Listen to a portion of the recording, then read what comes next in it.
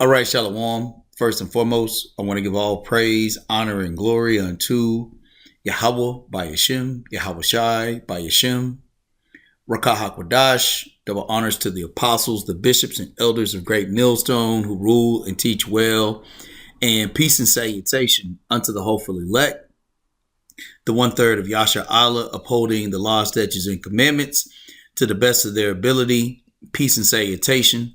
This is the brother Bakwasha. And I want to cover the Economic Hitman, believe a book that was written by John Perkins. And he'll go into a little bit of his background. But essentially, the reason why I wanted to go into this, and other brothers may have covered this before, but it really just shows the oppression of the society of Esau, the so-called white man. Obviously, we know that the earth has been given into the hand of the wicked.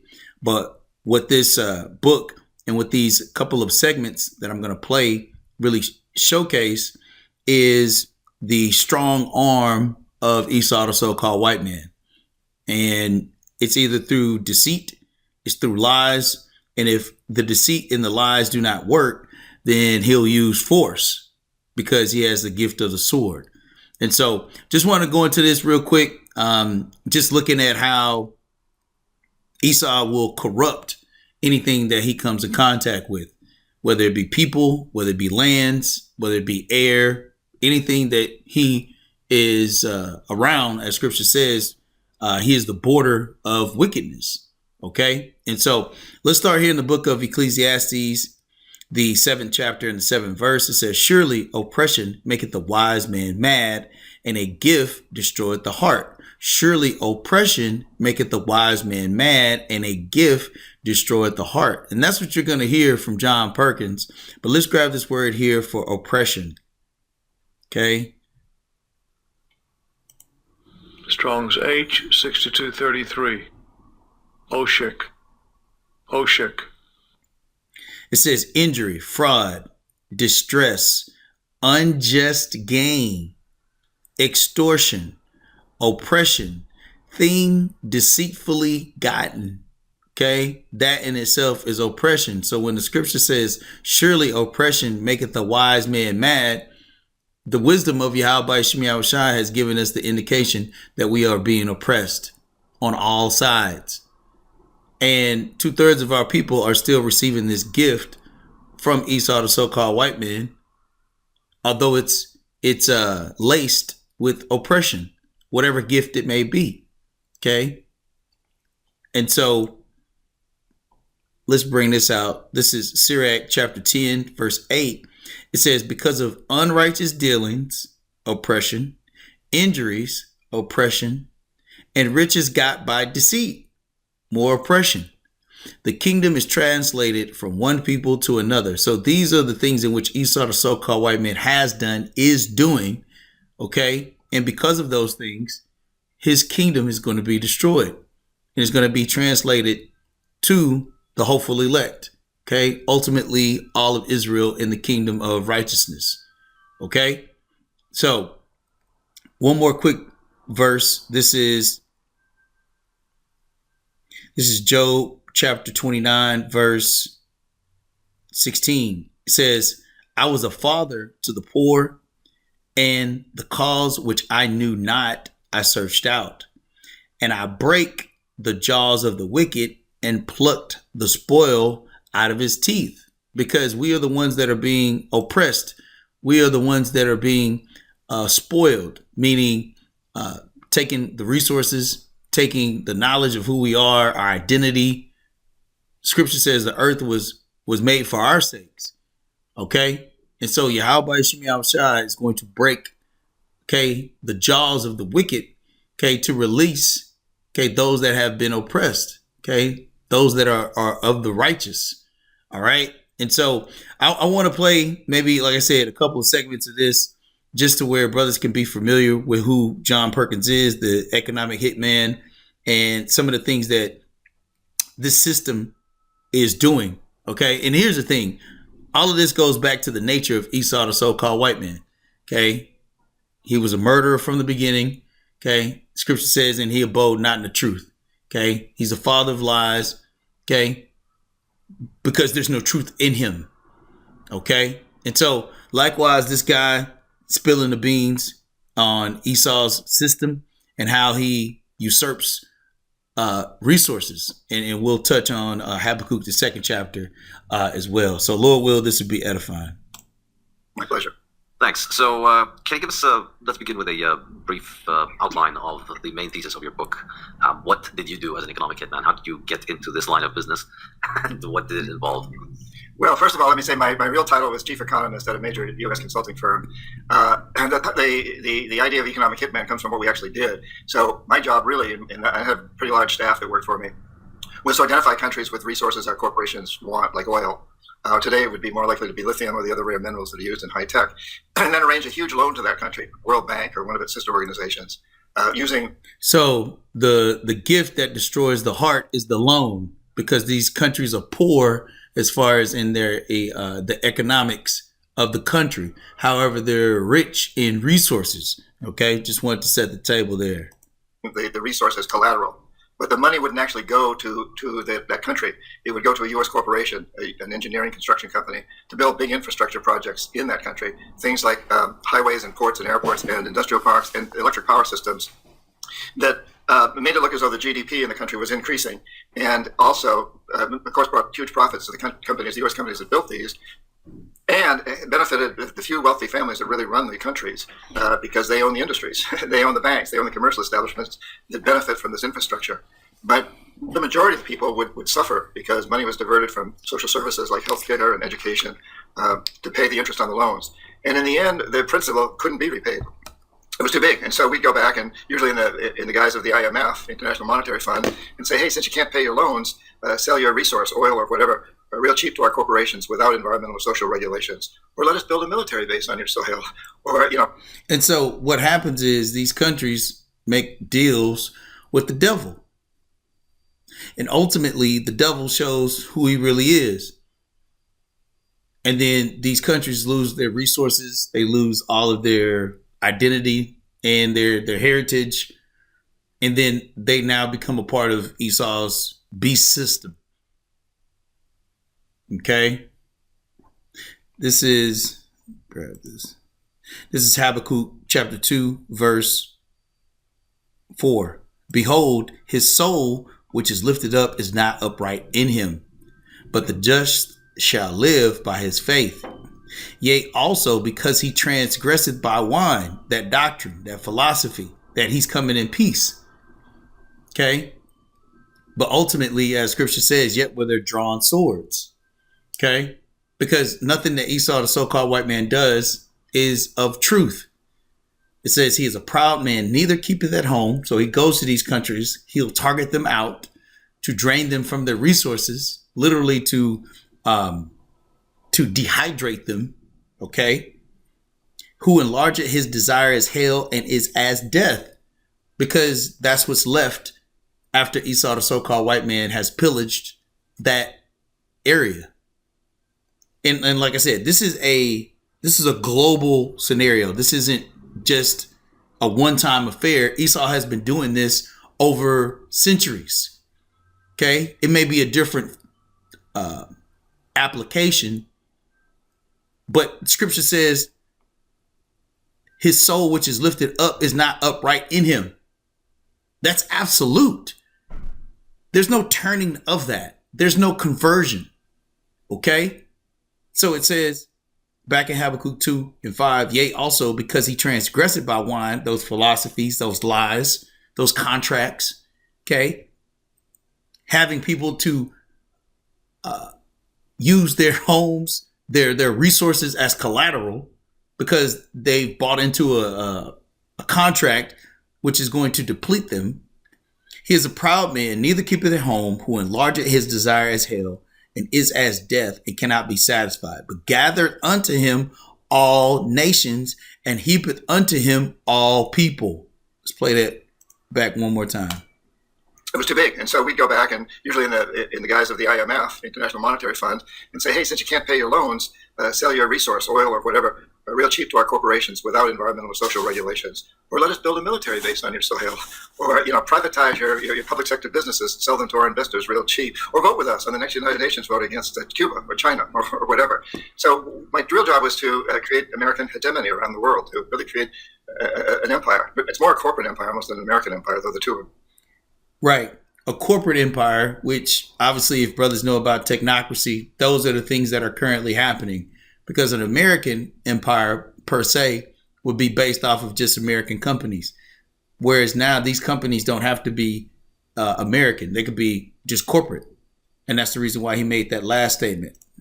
Privatize your public sector businesses, sell them to our investors real cheap, or vote with us on the next United Nations vote against Cuba or China or whatever. So my real job was to create American hegemony around the world, to really create an empire. But it's more a corporate empire almost than an American empire, though the two are very much interrelated. Yeah, I find.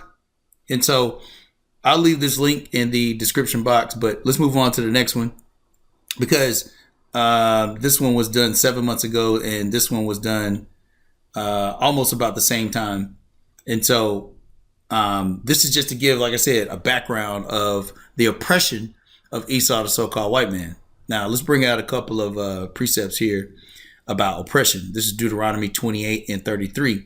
It says, the fruit of thy land and all thy laborers shall a nation which thou knowest not eat up, and thou shalt be oppressed and crushed always. So Esau, the so-called white man, is not doing this to just one nation, specifically the nation of Israel, okay, so-called Negroes, Latinos, and Native Americans, but he's doing it to all nations, pursuing back to Habakkuk, the 2nd chapter. 2 and 5. Yea, also because he transgressed by wine, he is a proud man, neither keepeth at home, who enlargeth his desire as hell, and is as death, and cannot be satisfied, but gathered unto him all nations, and heapeth unto him all people. Okay? So, not only are we cursed, okay, because Esau, the so-called white man, has drained all of our resources, but he's doing it across the globe. Deuteronomy 28, verse 34. So that thou shalt be mad for the sight of thine eyes, which thou shalt see. Because he'll drain these resources and then resell them, repackage them for you to buy. Like the ultimate thief, the ultimate robber. That's why the scripture said, for unrighteous dealings, the dealings are any deals that Esau, the so-called white man, creates. It's unrighteous. Injuries, because people are going to either die or suffer because of that gift, and riches got by deceit. Okay. Back in Deuteronomy 28:65, it says, and among these nations thou shalt find no ease, neither shall the sole of thy foot have rest, but the Lord Yahweh Shai shall give thee there a trembling heart and failing of eyes and sorrow of mind. Okay. So just wanted to go into more of that oppression. But let's bring this out. This is James chapter 2, verse 5. Hearken, my beloved brethren, hath not Yahweh chosen the poor of this world, rich in faith, and heirs of the kingdom which he hath promised to them that love him? But ye have despised the poor. Do not rich men oppress you and draw you before the judgment seats? Because even the court system that Esau creates is all about oppression and wickedness as well. Okay? So it doesn't matter anywhere on the face of the earth. Esau, the so-called white man, is there. Oppression is there. Okay? Because he knows that he has but a short time. He knows that everything in which he's done and is doing is catching up to him. Okay? So let's play this next segment, and then we'll wrap up. Bank, the UN Fortune 500 companies. In 2012, you were awarded the Lennon Ono grant for a Peace Prize in nonprofit work. Lennon Ono, I'm assuming, is John Lennon and Yoko Ono? Yes. Very cool. Confessions of an Economic Hitman. I want to just start there and then build off that. It's fascinating. I was an economic hitman. We economic hitmen have created a new global economy, really. A form of capitalism that I call predatory capitalism. I want to start in the beginning. I actually want to start with your school. But maybe let's hook them before we get back to the beginning and say, what in God's name is an economic hitman? How would you, give me the sort of the movie pitch of what an economic hitman is. Okay, I think it's fair to say that we economic hitmen basically identify countries that have resources that our corporations covet, like oil. And we arrange a huge loan to that country from the World Bank or one of its sister organizations, and using the oil as collateral on the loan. But the money doesn't actually go to the country. It goes to our own corporations, engineering construction companies that build big infrastructure projects in that country, like electric power systems, industrial parks, ports, airports, etc. Railways. Yeah, things that help the very rich who own the industries that benefit from all this. Yeah. But in the end, really are bad for the general population because money's diverted from healthcare, and other social services. So yeah, we arrange these loans. The money goes to our corporations. The projects are built. It looks good on paper because when you do these things, the GDP, the gross domestic product, increases. Yeah. And so for many years, I thought I was doing the right thing because business school, we're taught that. World Bank says that. But what I didn't realize, and would come to realize, is that these projects benefited the very, very wealthy, and for the most part, detracted from the income of most everybody else. And in the end, the country can't pay its principal. And so go back and say, hey, give it another social services. So yeah, we arrange these loans. The money goes to our corporations. The projects are built. It looks good on paper because when you do these things, the GDP, the gross domestic product, increases. Yeah. And so for many years, I thought I was doing the right thing because business school, we're taught that. World Bank says that. But what I didn't realize, and would come to realize. And this is the point I wanted to slow down with in Salakia. I thought I had it on 1.5. The word that is going to be put in the caption is attract, but the word that he says is detract.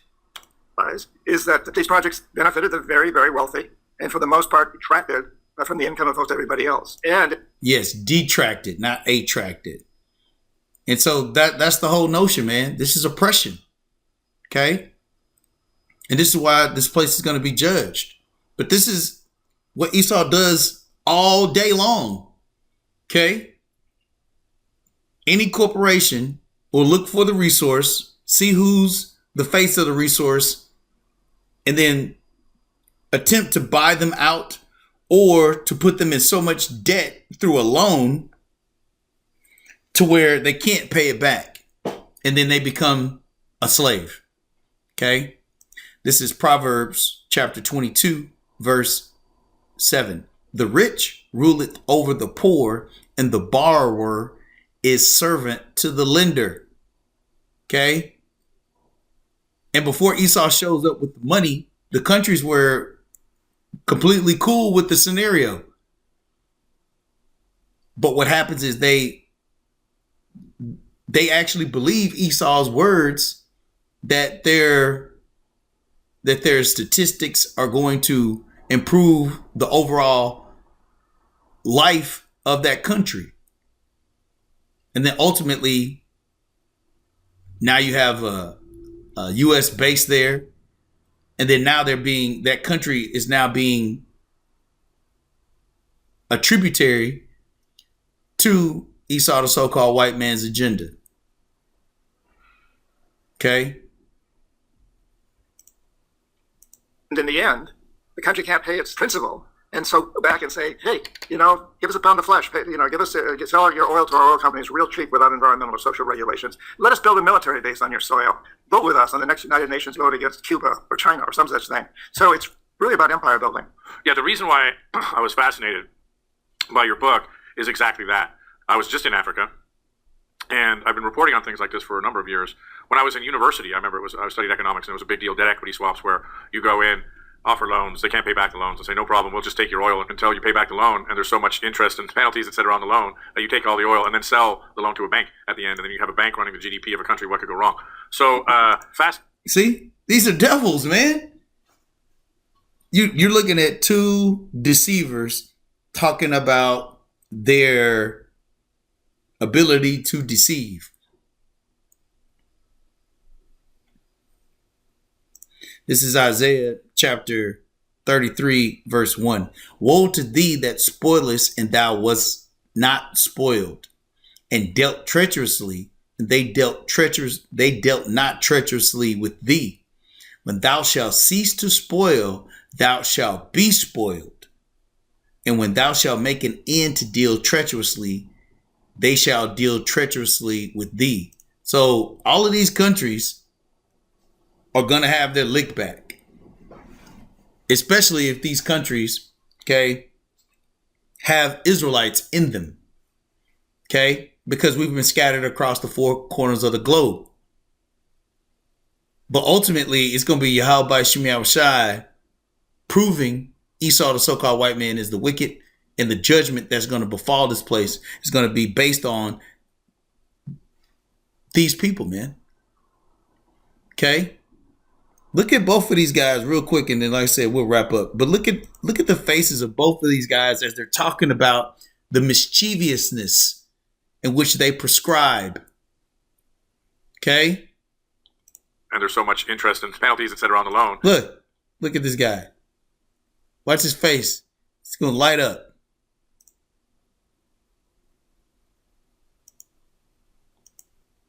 That you take all the oil and then sell the loan to a bank at the end. And He's grinning. Have a bank running the GDP of Look the at him. country. What could go wrong? So, So, like I said, brothers may have heard of the economic hitman, but I just wanted to bring out a little bit of it just because I think it's pretty much clear on some of these devices in which Esau, the so-called white man, breaks down countries, breaks down people, and has them abide by this wicked society, man. Okay? This is Isaiah chapter 10, verse 1. Woe unto them that decree unrighteous decrees, and that write grievousness, so like I said, mischievousness, that write grievousness which they have prescribed, to turn aside the needy from judgment, and to take away the right from the poor of my people, that widows may be their prey, and that they may rob the fatherless. And that was another precept in which I was going to go into. But basically, this is Esau binding the strong man. You know, whatever that nation or that country is, whatever the strongest might that they have, Esau will come in and, just like a serpent does, and strangle it. Okay? Or suffocate it through lies and through his words, or grievousness in which they have prescribed. Okay? That's a lot. Which they have prescribed. Let's grab this word here, prescribed, real quick.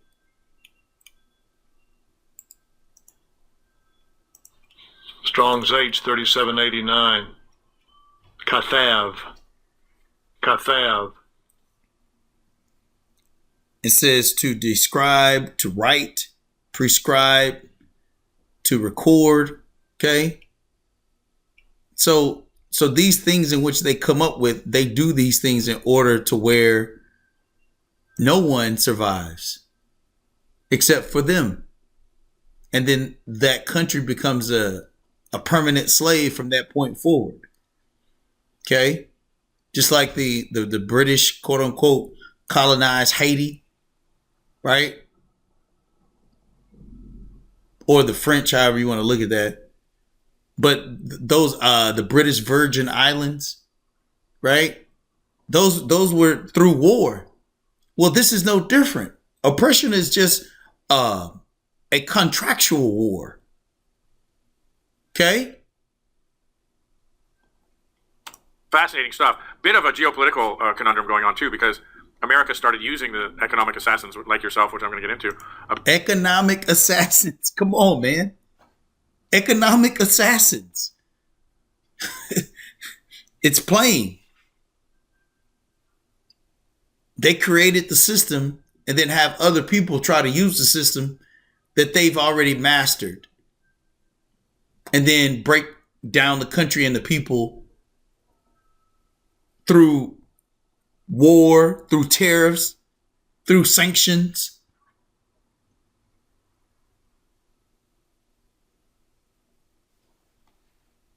And that's how this place is going to be judged, man, because of those things. Let's finish this up in Habakkuk 2. This is Habakkuk 2 and 6. Shall not all these take up a parable against him, and a taunting proverb against him, and say, woe to him that increaseth that which is not his, how long? And to him that laded himself with thick clay, which is that debt-based system, man. Okay? Economic assassins going throughout the whole earth looking for margins to usurp resources. And then now that country, any of those people, whatever it is, are now born into slavery. No different than so-called Negroes, Latinos, and Native Americans, okay, being our children being born here in America, and instantaneously tied to a debt-based system. Okay. So all of these things, Babylon's going to be punished for, man. And matter of fact, let's just read down. Habakkuk 2:7. Shall they not rise up suddenly that shall bite thee, and awake that shall vex thee, and thou shalt be for booties unto them, because thou hast spoiled many nations. Once again, why? Because thou hast spoiled many nations. All the remnant of the people shall spoil thee, pursuing right back to Isaiah 33:1. Because of men's blood, and for the violence of the land, of the city, and of all that dwelled therein. So there's not going to be a place for Esau to hide, man. Okay? This economic hitman and what was done to gather all these nations, blood, violence, injuries got by deceit, unrighteousness, all of these things are going to be proven as to why Yahweh Shemi Yahushua is going to destroy this place, man. Okay? So I'll play the rest of this quick clip and then wrap up, Lord will. This is edifying for the elect. And until next time, Shalom. A bit too heavy-handedly with, let's say, having some sort of, at least some moral compunction, whereas the Chinese don't. So the Chinese are now sort of leading the charge for resources and swapping them out for infrastructure. But let's get into that. So how do you become an economic hitman? You started in like business school, I believe? Yes, when I was in business school in my last year, I knew the next step was to be drafted and go to Vietnam. I was not interested in doing that. Sorry, what's the year? It was 1968. So 68, so the draft was a big deal. If you get out of college, you're eligible for the draft. For those younger viewers out there, they used to conscript young men and send them to Vietnam, which was not fun. So we didn't want to go there. No, and it was not just not fun, it was totally against my principles. Why I go up and kill people I don't have anything against or be killed by them, you know? Muhammad Ali. Anyway. Oh no, don't do that. Do it in a underhanding, undermining way. Don't do it by brute force. Oh, just do it in a philosophical way. These are devils, man. Yeah, exactly. In any case, I was married at the time, and my wife's father, my father-in-law, was very high up in the Department of the Navy. His best friend was very high up in the National Security Agency. That was a potential draft deferrable job. And so he arranged for me to go through a series of extremely tough interviews, including on lie detector, for several days. And in the end, they offered me a job as a trainee. And sorry, tough how? Well, you know, I was sure that I hadn't passed because under the lie detector, a couple of things I was asked, like, what do you think about the war in Vietnam? And I had to, I'm totally opposed to it. I figured that would shut me down. Right. And they asked if I'd ever had a run-in with police. And I'd left another college before I went to Boston University. I'd left Middlebury College. And the last night I was there, after I quit, I got into a fight. And a friend of mine who was Iranian pulled a knife and cut the guy who was attacking me. It was a sucker punch deal. Anyway, cut him across the face just very lightly. The next morning, I'm dragged into the police station, and I totally denied that he'd done this. I lied to the police. And so I think, well, you know, I think these people are going to accept me. And then, you know, I went on and on with a lot of questions, and I also had to take mathematical tests and all kinds of tests. So you lied about getting into a knife fight with an Iranian, and they still let you in? Yeah. And as a matter of fact, I later find out they loved the fact that I would stand up for a buddy, and I'd lie to the police, and I got away with it. And it just so happened this Iranian. Once again, matter of fact, let's wrap up with that.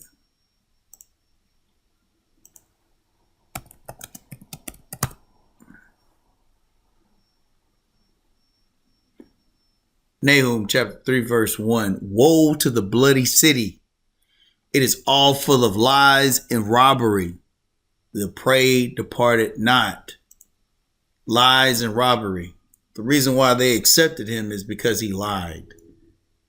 Obviously, his father was already a part of the Navy, the good old boy system. But Esau's claim to fame is, will you lie? Because if you'll lie, you'll cheat, you'll steal, you'll rob, you'll kill, you'll do anything that is of the wicked. And so just wanted to bring this to light through the Spirit. Lord will, it was edifying for the elect. Until next time, Shalom.